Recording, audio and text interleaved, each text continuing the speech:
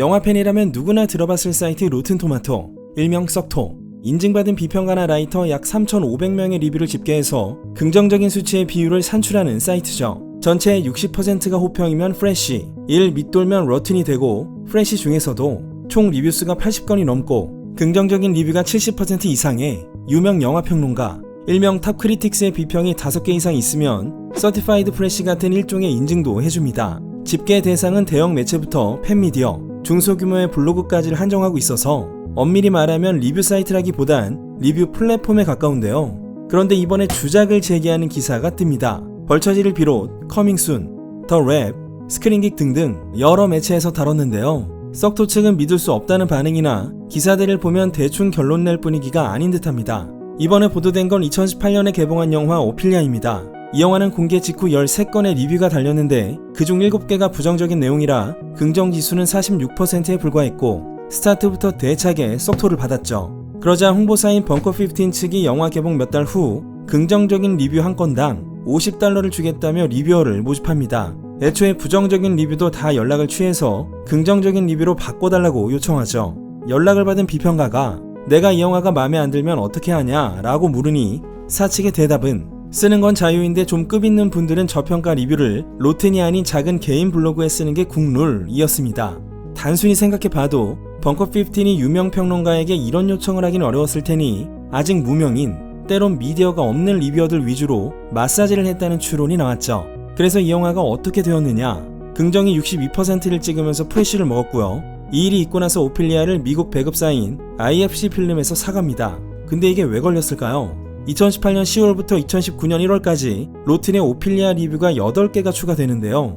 그중 7개가 긍정이었고 리뷰어 대부분은 과거에 벙커15이 관여한 영화에 리뷰를 썼던 사람들이었습니다. 벙커15 대표인 다니엘 할로우는 주작을 부정하며 우리 말고 제작사가 스폰서가 되는 경우도 있고 리뷰어들 각자의 윤리 문제라며 남탓을 했는데 이번 일이 불거지자 로튼은 오피리아를 비롯한 벙커15이 홍보한 15개 작품을 사이트에서 내렸고 오더를 받았던 비평가들에게도 경고를 보냈습니다. 하지만 업계는 술렁이고 있습니다. 이게 오피리아에만 국한된 문제는 아니라고 보고 있는 것이죠.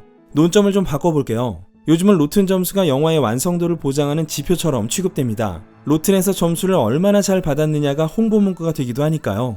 하지만 로튼 점수는 판단하기 좀 어려운 감이 있습니다. 왜냐면 아까도 언급했듯 여러 리뷰를 집적해서 긍정 비율을 산출하는 플랫폼이라 각 리뷰의 게재처가 신뢰할 수 있는 미디어인지 개인 블로그에 불과한 건지는 고려되지 않습니다. 리뷰의 총수도 문제 삼지 않고 리뷰가 400개든 10개든 퍼센티지는 똑같이 산출되며 리뷰의 사고나 관점도 반영되지 않습니다.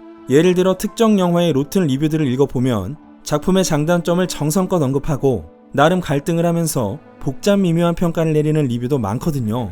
근데 그걸 딱 잘라서 로튼 또는 프레쉬가 되어야 하기 때문에 딱히 대단한 점도 없지만 그다지 엄청 구리지도 않은 영화가 90%를 받아버리는 일도 있습니다.